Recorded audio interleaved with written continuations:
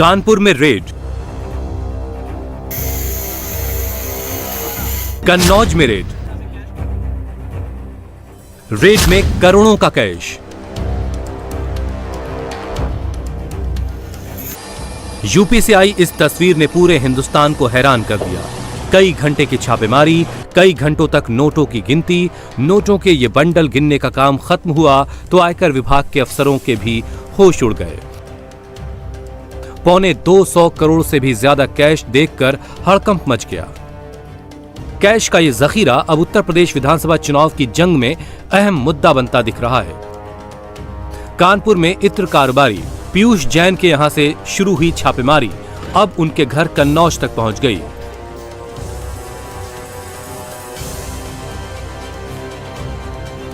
कन्नौज में भी कानपुर जैसा कैश मिलने की खबर है और इसी कैश को लेकर बीजेपी और समाजवादी पार्टी में जुबानी जंग छिड़ गई है। ये पैसा कहां का है? ये 200 करोड़ रुपए कहीं खेत और खलिहान से नहीं उपलब्ध होते हैं।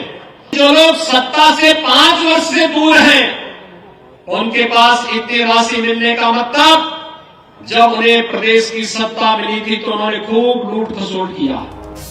5 साल पहले की सत्ता शासन पर योगी आदित्यनाथ का ये डायरेक्ट अटैक क्यों हुआ? कानपुर से आई इन तस्वीरों को देखकर समझिए। पूरे कमरे में नोटों का जखीरा दिखा, रुपयों को गिनने की मशीनें दिखी। इन नोटों को गिनने के लिए घंटों लगे, रुपयों को ले जाने के लिए बॉक्स भी दिखे।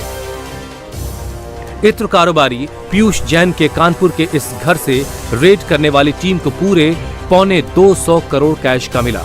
छापेमारी के दौरान मिले सभी नोट बंडल में सील पैक थे। कानपुर में मिले नोटों को 21 बॉक्स में भरकर एसबीआई के ऑफिस पहुंचाने के बाद छापेमारी की टीम पीयूष जैन के घर कन्नौज पहुंच गई, जहां रेड की कार्रवाई को पिछले कई घंटों से अंजाम दिया जा रहा है।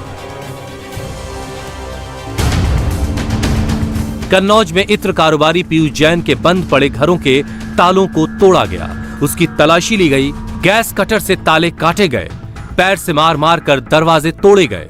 एक नहीं कई दरवाजे तोड़े गए। रेड करने वाली टीम नॉन स्टॉप अपनी कार्रवाई को अंजाम दे रही है। चूंकि कन्नौज में पीयूष जैन के बंद पड़े घरों में कैश मिलने की पुख्ता खबर थी, इसलिए इस कार्रवाई को अंजाम दिया गया।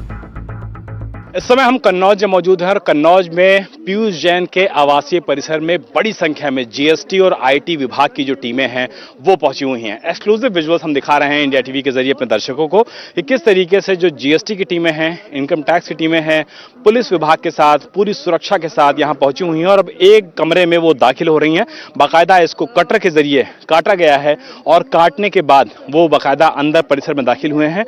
बहुत बड़ा परिसर है कन्नौज का, ये 10,000 स्क्वायर फीट से ज्यादा की ये जगह है, जहां पर इस समय इनकम टैक्स की जो टीमें हैं, जीएसटी की टीमें हैं, वो अंदर दाखिल हुई हैं। पता ये लगा है कि यहां पर बड़ी संख्या में वो दस्तावेज मिल सकते हैं जिसके आधार पर जीएसटी और इनकम टैक्स की जो टीमें हैं उस पूरे मामले की जो जांच कर रही हैं उसमें अहम कड़ियां मिल सकती हैं। पता ये भी चला है कि इस आवासीय कंपाउंड में भी कैश मिला है और इसको गिनने के लिए जो नोट गिनने वाली मशीन है, नोटिंग मशीन है, उसको भी अंदर लाया गया है। लेकिन कैश कितना है इसके बारे में अभी पुख्ता जानकारी नहीं मिल पा रही है, लेकिन यह बताया जा रहा है कि यहां पर भी बहुत महत्वपूर्ण दस्तावेज रखे हो सकते हैं जिसको जांचने के लिए, जिसको परखने के लिए इनकम टैक्स की टीम के साथ साथ जीएसटी की टीम यहां पहुंची हुई है।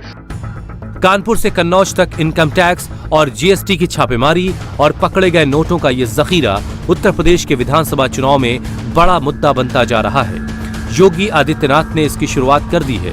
उन्होंने 5 साल पहले की समाजवादी पार्टी की सरकार पर हमला बोला और जनता को बताया कि ये सारे रुपए कहां से आए थे।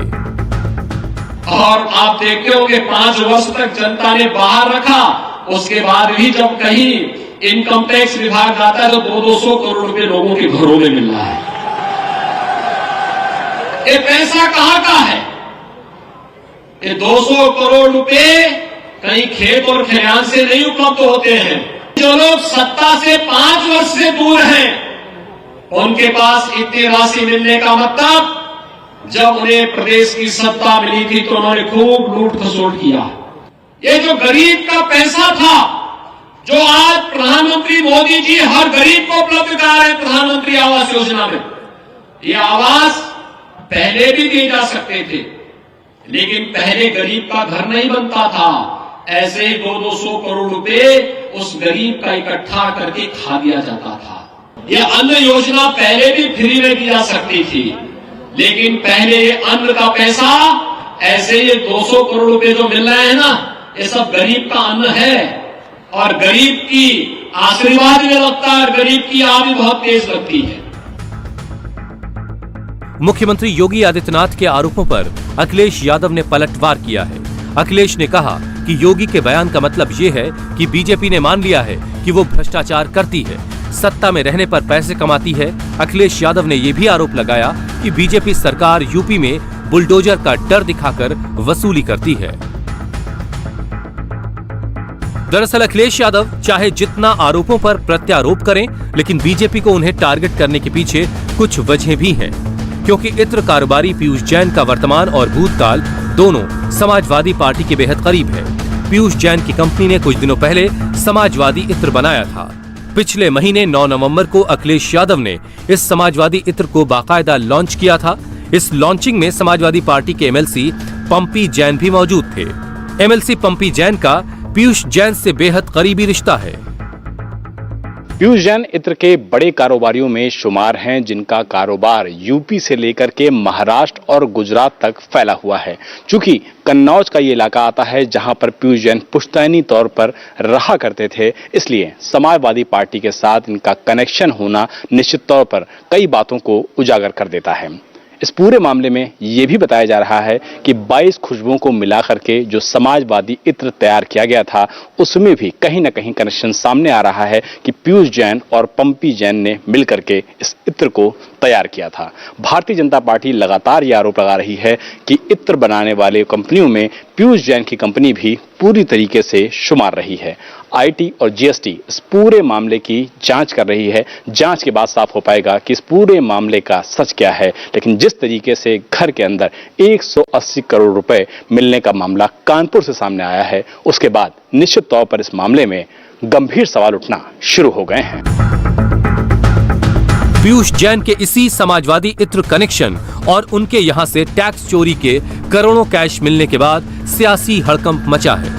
समाजवादी पार्टी शुरू से ही इनकार कर रही है कि पीयूष जैन से उनका कोई रिश्ता नहीं है, लेकिन बीजेपी बार बार कैश का कनेक्शन अखिलेश की पार्टी से जोड़ रही है।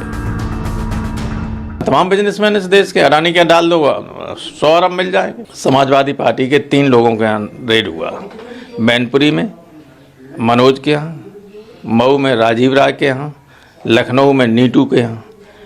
कुछ भी नहीं मिला, कहीं भी झूठ बोलता है अगर कोई कहता है।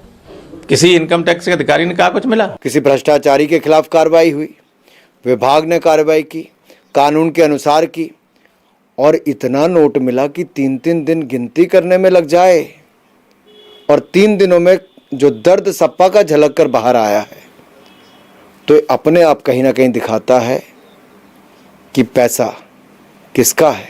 पीयूष जैन और पंपी जैन कन्नौज के रहने वाले हैं। दोनों का ही घर कन्नौज में पड़ता है और मुश्किल से दोनों के बीच घरों की अगर दूरी की बात किया जाए तो 1 किलोमीटर में दोनों ही कारोबारियों की घर की दूरी है। ऐसे में पंपी जैन का समाजवादी पार्टी के एमएलसी के तौर पे होना और उसी इलाके में पीयूष जैन का भी घर होना, दोनों का ही इत्र के कारोबार को करना और दोनों के बीच में ही आपस में अच्छे संबंधों का होना, इस पूरे मामले को कहीं ना कहीं पॉलिटिकल कनेक्शन भी सीधे तौर पे दे रहा है। यही वजह है कि भारतीय जनता पार्टी इस पूरे मामले में पॉलिटिकल एंगल भी खोज रही है। हालांकि पंपी जैन ही जब समाजवादी पार्टी का इत्र लॉन्च हुआ था तो मौके पर मौजूद थे, लेकिन उनका कन्नौज कनेक्शन, उनके समाज से कनेक्शन इस पूरे मामले में पीयूष जैन को भी घसीट रहा है। ये तो अभी शुरुआत है। चुनाव जैसे जैसे नजदीक आएगा, ऐसे छापे, ऐसे खुलासे होते रहेंगे और अपनी सरकार को भ्रष्टाचार मुक्त होने का दावा करने वाली बीजेपी चुनाव में इसे सबसे बड़े मुद्दों में से एक बनाएगी।